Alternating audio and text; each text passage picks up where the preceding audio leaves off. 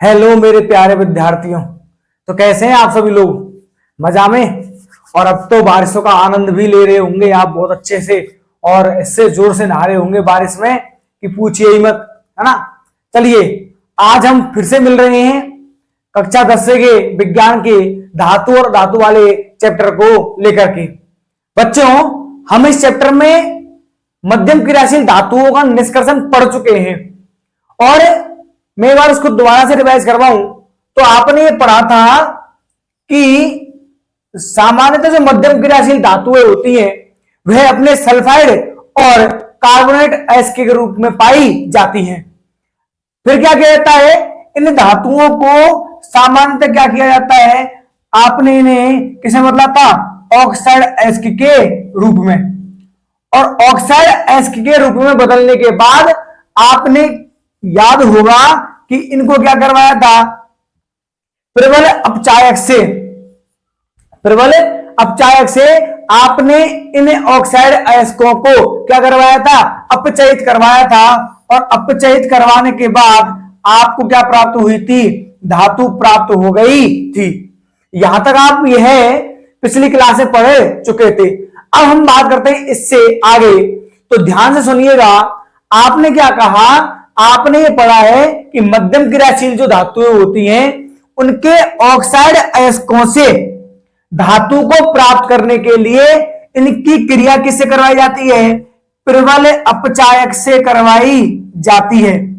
परंतु बच्चों, यदि मैं आपसे ये कहूं, आपने सक्रियता श्रेणी पढ़ी हुई है, और सक्रियता श्रेणी में आपने पढ़ा हुआ है कि इन मध्यम क्रियाशील धातुओं से भी अधिक क्या होती हैं, कुछ क्रियाशील धातु पाई जाती हैं। जैसे मैं यहां पर लिखूं तो आप जानते हैं काशी, नाथ, का मांगे और क्या, आलू। तो आप जानते हैं ये सभी जो धातुएं हैं वो क्या हैं, अत्यधिक क्या हैं, क्रियाशील धातुएं हैं। और यह धातु अपने से नीचे आने वाली धातुओं का क्या कर सकती हैं, विस्थापन कर सकती है।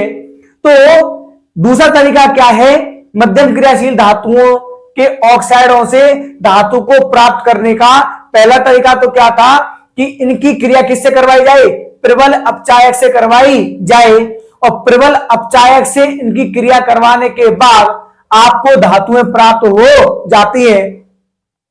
दूसरा तरीका क्या है कि यदि इन धातुओं की क्रिया किससे करवा दी जाए, अधिक क्रियाशील धातुओं से करवा दी जाए, यानी कि मैं ये कह सकता हूं कि इनके इन ऑक्साइड अयस्कों में से, इन्हीं धातुओं के ऑक्साइड अयस्कों में से इन मध्यम क्रियाशील धातुओं को अधिक क्रियाशील धातु के द्वारा क्या करवाया जा सकता है, विस्थापित करवाया जा सकता है।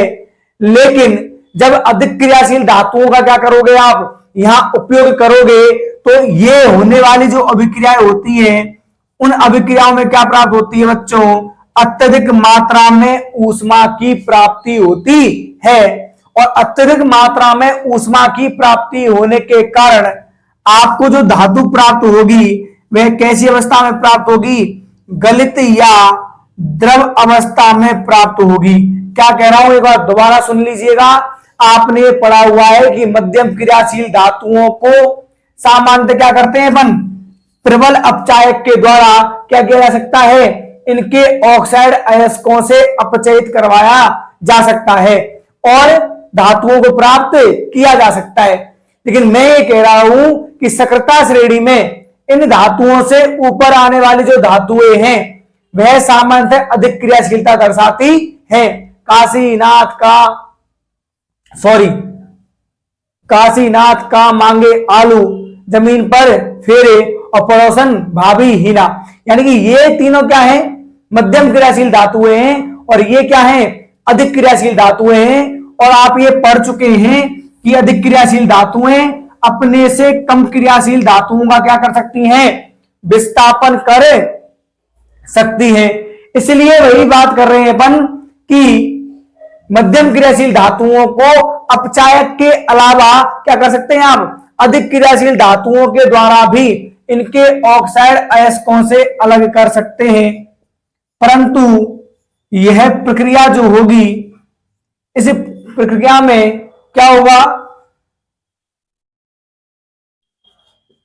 आपको जो धातु प्राप्त, इसे प्रक्रिया में आपको जो धातु प्राप्त होगी वह गलित या क्या होगी, द्रव अवस्था में प्राप्त होगी, क्योंकि ये विस्थापन जो अभिक्रिया होती है इसमें अत्यधिक मात्रा में किसकी प्राप्ति होती है, ऊष्मा की प्राप्ति होती है। और आपके सामने मैंने उदाहरण लिख दिया है, देखिएगा ये क्या है, आयरन का ऑक्साइड है और किससे अभिक्रिया करवा रहे हैं आप, एल्यूमिनियम से।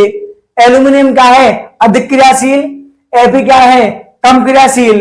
एल्यूमिनियम ने क्या किया है, इसका विस्थापन, और विस्थापन करने के बाद आपको एल्यूमिनियम का ऑक्साइड प्राप्त हुआ और Fe यानी आयरन प्राप्त हुआ है, लेकिन कौन सी अवस्था में, गलित या द्रव अवस्था में। और यही हमने पढ़ा था कि ये जो विस्थापन अभिक्रियाएं हैं यह सामान्यतः अत्यधिक ऊष्मा उत्पन्न करती हैं, या इनमें अत्यधिक ऊष्मा की प्राप्ति होती है।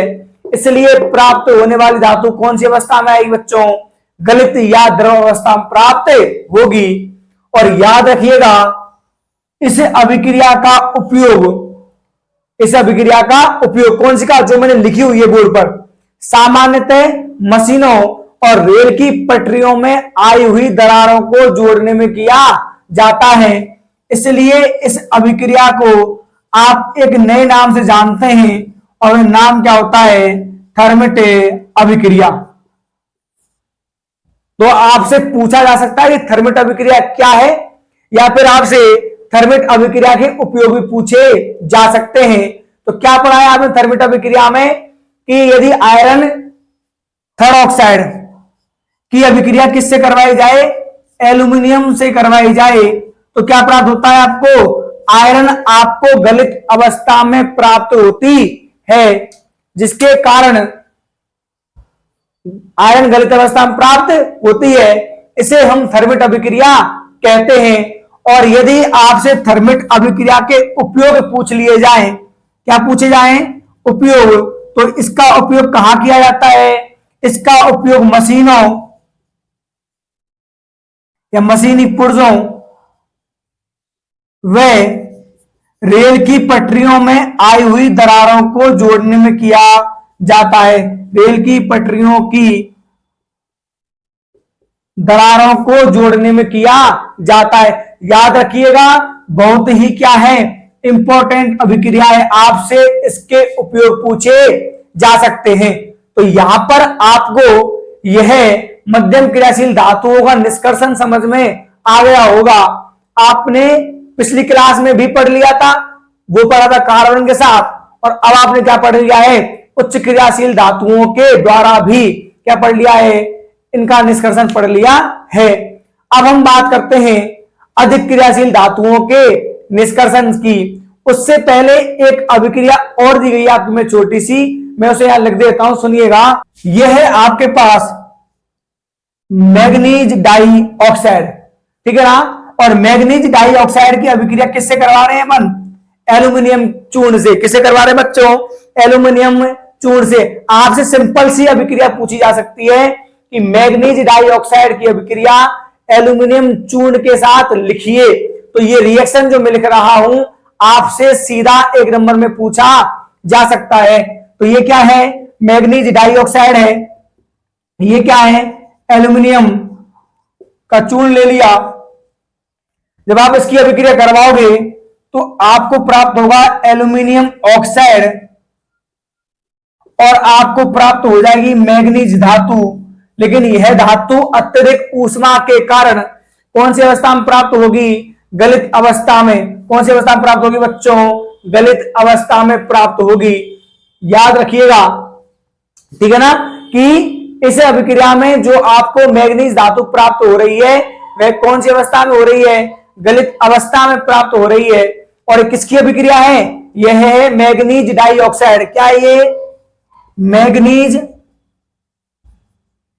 डाई ऑक्साइड, और मैग्नीज डाई ऑक्साइड की यह अभिक्रिया है किसके साथ, एल्यूमिनियम चूर्ण के साथ। याद रखना, सीधी सीधी पूछ लेता है। चलें आगे, अगला हमारा टॉपिक क्या है, हमने निम्न क्रियाशील धातुएं पढ़ ली, हमने मध्यम क्रियाशील धातुओं का निष्कर्षण पढ़ लिया। इसके बाद हमारा टॉपिक है अधिक क्रियाशील धातुओं का निष्कर्षण। चलिए चलते हैं नेक्स्ट स्लाइड पर। अगला हमारा है अधिक क्रियाशील धातुओं का निष्कर्षण। देखना आपने कौन कौन सी धातुएं पढ़ी हैं, वही काशी, नाथ, का, मांगे, आलू। यह सामान्यतः क्या है, अधिक क्रियाशील धातुएं हैं। और आप जानते हैं कि अधिक क्रियाशील धातुएं सामान्यतः प्रकृति में स्वतंत्र अवस्था में नहीं पाई जाती।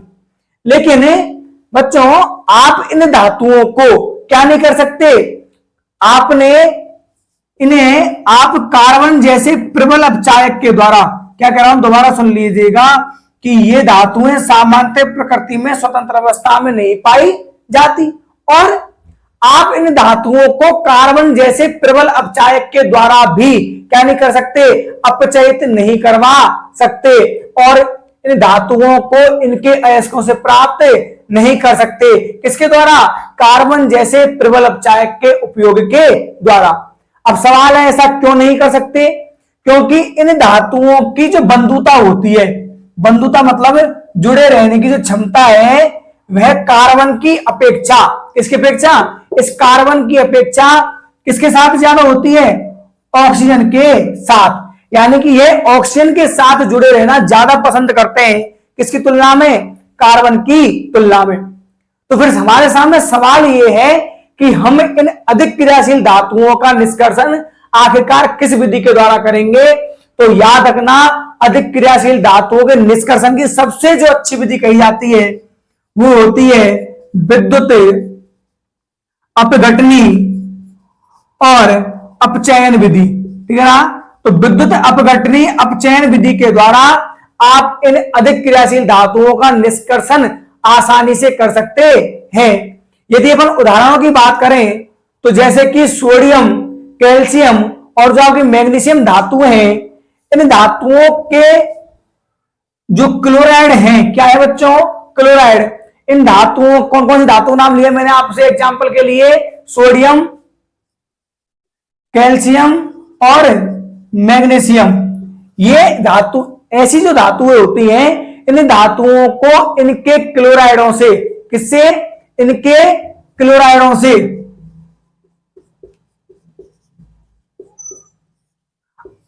इनके क्लोराइडों से विद्युत अपघटनी अपचयन द्वारा सामान्यतः अलग किया जा सकता है। अब समझिएगा, देखना आप जानते हैं कि सामान्यतः विद्युत अपघटनी अपचयन किस प्रकार से किया जाता है।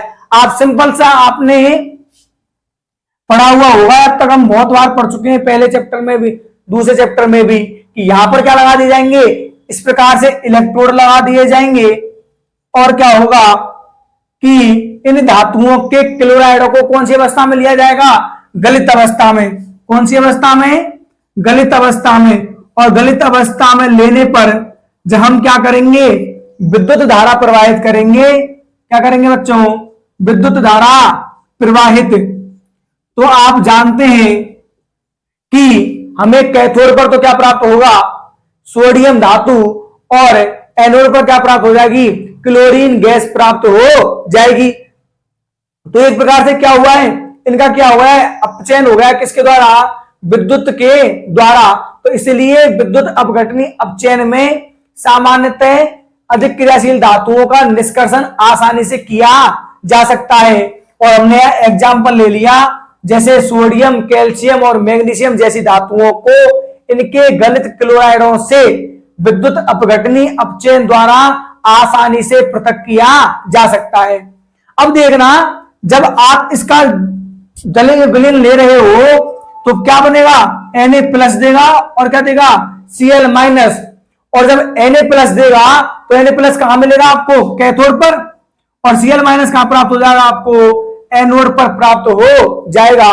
और जब ये आपको एनोड और कैथोड पर प्राप्त होंगे तो बच्चों कैथोड पर कौन सी क्रिया होगी, कैथोड पर क्या होगा कि Na+ गया, किस पर गया, कैथोड पर।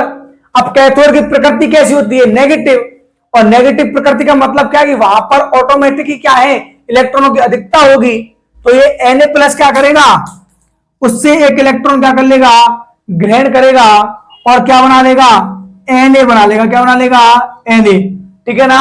इसी प्रकार से क्या होगा, एनोड पर कौन सी अभिक्रिया होगी, एनोड पर आपको क्या प्राप्त हुआ, क्लोराइड ऋणायन प्राप्त हुआ। क्या प्राप्त हुआ, क्लोराइड ऋणायन। और यह क्लोराइड ऋणायन जो है इसके पास क्या है, इलेक्ट्रॉनों की अधिकता है, तभी तो क्या है इसके पास माइनस। तो ये क्या करेगा, इलेक्ट्रॉन त्याग देगा और क्या बना लेगा, क्लोरीन। और साथ ही साथ आपको क्या प्राप्त हो जाएंगे, 2 इलेक्ट्रॉन भी क्या हो जाएंगे, प्राप्त। तो आपने एग्जाम्पल के द्वारा ये समझा कि इन धातुओं के गलित क्लोराइडों में विद्युत के अपघटन, विद्युत धारा के द्वारा इनको अपघटित करवा करके किस प्रकार से धातुओं को प्राप्त किया जा रहा है। तो यहां तक बच्चों हम निम्न क्रियाशील, मध्यम क्रियाशील और अधिक क्रियाशील धातुओं का निष्कर्षण पढ़ चुके हैं। अब हमारा एक और इंपॉर्टेंट टॉपिक है जिसका नाम है विद्युत अपघटनी परिष्करण विधि। ठीक है ना। तो विद्युत अपघटनी परिष्करण विधि क्या होती है, इसे हमें समझना है। और चलिए चलते हैं अगली स्लाइड पर।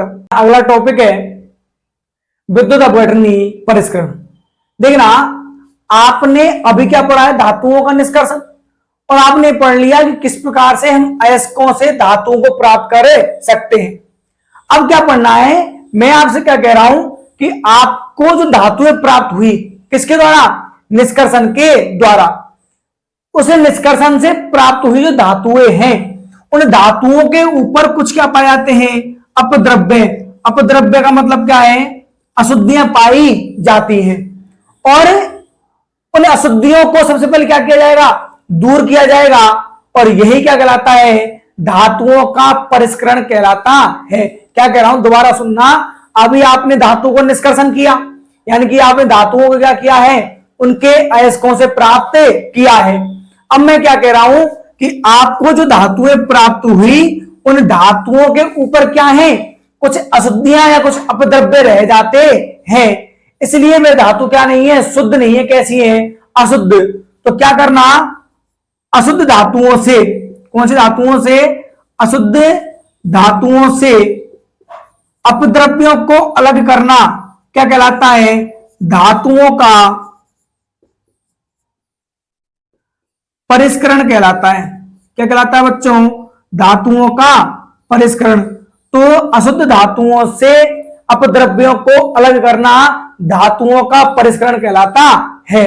और धातुओं के परिष्करण की सबसे जो अच्छी विधि है वो क्या है, विद्युत अपघटनी परिष्करण। यानी कि विद्युत अपघटनी परिष्करण विधि सबसे अच्छी विधि मानी जाती है, किसके लिए, और सबसे प्रचलित विधि मानी जाती है, किसके लिए, धातुओं के परिष्करण के लिए। इसलिए हम यहां पर अब विद्युत अपघटनी परिष्करण विधि के बारे में ही पढ़ रहे हैं कि यह विधि क्या होती है। तो चलिएगा देखते हैं। देखो, मैं यहां पर सामान्यतः क्या होता है कि एक तो रही आपकी कॉपर, एक रही आपकी जिंक, टिन हुआ, निकिल, Ag और Au, यानी कि कॉपर, जिंक, टिन, निकिल और सिल्वर तथा गोल्ड जैसी अनेक धातुओं का क्या किया जा सकता है, इस विधि के द्वारा परिष्करण किया जा सकता है। अब यह विधि क्या है और कैसे यह काम करती है उसके बारे में अपन अध्ययन करते हैं। एक एग्जाम्पल के तौर पर ले रहे हैं, मान लीजिएगा कि आप कौन सी धातु का परिष्करण कर रहे हैं, कॉपर धातु का परिष्करण कर रहे हैं। तो देखना क्या करना है आपको कि विद्युत अपघटनी परिष्करण विधि में अपन क्या पढ़ रहे हैं, अब विधि पढ़ रहे हैं, कौन सी, विद्युत अपघटनी परिष्करण। और मैं क्या कह रहा हूं कि इस विधि को हम एक उदाहरण के द्वारा समझेंगे। और वह उदाहरण क्या है, हम यहां पर कॉपर धातु का क्या कर रहे हैं, परिष्करण कर रहे हैं। तो मैंने क्या कहा कि हम इस विधि के द्वारा कॉपर, जिंक, टिन, निकिल और सिल्वर तथा गोल्ड जैसी अनेक धातुओं का क्या कर सकते हैं, परिष्करण कर सकते हैं। चलिए समझते हैं कैसे कि विद्युत अपघटनी परिष्करण विधि में क्या किया जाता है, अशुद्ध धातु का, किसका, अशुद्ध धातु का क्या बनाया जाता है, एनोड बनाया जाता है, तथा शुद्ध धातु की पतली परत का, इसका बच्चों शुद्ध धातु की पतली परत का क्या बनाया जाता है, कैथोड बनाया जाता है। और यही इंपॉर्टेंट चीज है किसमें, इस विद्युत अपघटनी परिष्करण विधि में, कि एनोड तो किसका बनेगा, अशुद्ध धातु का, और कैथोड किसका बनेगा, शुद्ध धातु का। अब आपके दिमाग में चीज आ रही होगी, सर ऐसा हम क्यों कर रहे हैं, तो वो भी मैं आपको क्लियर करवा देता हूं, सुनिएगा। देखना, आप जानते हैं कि सामान्यतः धातु इलेक्ट्रॉन त्याग कर क्या बनाती है, धनायन। अब जब वह धनायन बनाएगी तो कहां पर प्राप्त होगी, कैथोड पर। किसे प्राप्त होगी, कैथोड पर। और हमें धातु का ही क्या करना है, परिष्करण करना है, यानी कि धातु जो थी क्या थी, अशुद्ध थी, उसके ऊपर कुछ क्या थे, अपद्रव्य थे, उन्हें हम साफ करके शुद्ध रूप में धातु प्राप्त करेंगे। तो सिंपल सी कहानी है, आपको अशुद्ध धातु का क्या बनाना पड़ेगा, एनोड बनाना पड़ेगा, क्योंकि तो आप जानते हैं कि धातुएं इलेक्ट्रॉन त्याग कर धनायन बनाती हैं, इसलिए वह अशुद्ध धातु क्या होगी, इलेक्ट्रॉन जब त्यागेगी तो धनायन बनाएगी, और वह धनायन फिर कहां चला जाएगा, कैथोड पर चला जाएगा, और हमें शुद्ध रूप में धातु प्राप्त हो जाएगी। तो अब आप थोड़ा बहुत समझ गए होंगे कि कैथोड को शुद्ध धातु की पतली परत का क्यों बनाया जा रहा है, जबकि एनोड को अशुद्ध धातु का क्यों बनाया जा रहा है। ठीक है ना, तो दोबारा से शुरू करते हैं। क्या कहा मैंने कि इस विधि में, कौन सी विधि में, विद्युत अपघटनी परिष्करण विधि में अशुद्ध धातु का तो क्या बनाया जाता है, एनोड, और शुद्ध धातु की पतली परत का कैथोड बनाया जाता है, तथा क्या किया जाता है, धातु का कोई भी क्या ले लिया है, लवण विलयन ले लिया। क्या ले लिया, लवण विलयन। और उस धातु के लवण का उपयोग किसके रूप में किया जाता है, विद्युत अपघट्य के रूप में। किसके रूप में कर रहे हैं बच्चों, धातु के लवण विलयन का उपयोग विद्युत अपघट्य के रूप में किया जाता है। अब जब इसे क्या किया जाता है, इस प्रकार से चित्रानुसार क्या किया जाता है, परिपथ से जोड़ करके व्यवस्थित किया जाता है, और क्या की जाती है, धारा प्रवाहित की जाती है। तो क्या होगा कि इस अशुद्ध धातु के एनोड से, अशुद्ध धातु के एनोड से धातु कहां चली जाती है, इस विलयन में चली जाती है। क्या कहा, दोबारा सुन लीजिएगा, कि जब इसे चित्रानुसार परिपथ से जोड़ करके विद्युत धारा प्रवाहित की जाती है, तो क्या होता है कि अशुद्ध धातु के एनोड से यह धातु कहां जाएगी, इस विलयन में जाएगी, और जितनी मात्रा में एनोड से धातु कहां गई, विलयन में, उतनी ही मात्रा से, क्या उतनी ही मात्रा में इस विलयन से शुद्ध धातु, कौन सी धातु, शुद्ध धातु कहां चली जाती है, इस कैथोड पर क्या हो जाती है, निक्षेपित। निक्षेपित का मतलब क्या हो जाता है, जमा हो जाती है। कौन सी धातु, शुद्ध धातु, कहां से, विलयन से। कितनी मात्रा में, जितनी मात्रा में अशुद्ध धातु एनोड से विलयन में गई, उतनी ही मात्रा में शुद्ध धातु कहां से, विलयन से इस कैथोड पर निक्षेपित हो जाती है, यानी कि जमा हो जाती है। और जो विलयशील अशुद्धियां होती हैं, यानी कि ऐसी अशुद्धियां जो विलयन में घुल सकती हैं, वह इस विलयन में क्या हो जाती हैं, घुल जाती हैं। और जो नहीं घुल सकती, यानी जो अविलयशील अशुद्धियां होती हैं, वह इस एनोड की तली पर, एनोड के नीचे वाली किस पर, तली पर क्या हो जाती हैं, वही निक्षेपित हो जाती हैं, जिन अशुद्धियों को आप क्या कहते हैं, एनोड पंख के नाम से जाना जाता है। दोबारा सुन लीजिएगा, विलयशील अशुद्धियां विलयन में घुल जाती हैं, और अविलयशील अशुद्धियां इस तली पर क्या हो जाती हैं, निक्षेपित, यानी कि जमा हो जाती हैं, जिन्हें हम किसके नाम से जानते हैं, एनोड पंख के नाम से जानते हैं। तो कोई आपसे पूछे कि एनोड पंख क्या है, तो क्या कहेंगे आप, कि विद्युत अपघटनी परिष्करण विधि में प्राप्त होने वाली अविलयशील अशुद्धियों को क्या कहा जाता है, एनोड पंख कहा जाता है। तो आप आज क्या पढ़ चुके हैं, आपने आज मध्यम क्रियाशील धातुओं का जो रह गया था वो पढ़ा, अधिक क्रियाशील धातुओं का निष्कर्षण पढ़ा, और क्या पढ़ा, विद्युत अपघटनी परिष्करण विधि आपने पढ़ ली है। और ये किसका डायग्राम है, यह तांबे का क्या है, विद्युत अपघटनी परिष्करण का क्या है, नामांकित चित्र, जो कि पूछा भी गया है और इस बार भी क्या है, इंपॉर्टेंट है, पूछा जा सकता है। ठीक है ना। अब हमारी सिर्फ एक चैप्टर बचा है, यानी कि लास्ट की क्लास जो आपकी होगी अगली, उस क्लास में यह चैप्टर क्या हो जाएगा, समाप्त हो जाएगा और उसके बाद हम एक नए टॉपिक की तरफ चलेंगे। मिलते हैं अगली क्लास में ऐसे ही और मजेदार तथ्यों के साथ। तब तक अपना और अपने परिवार का ध्यान रखें। जय हिंद।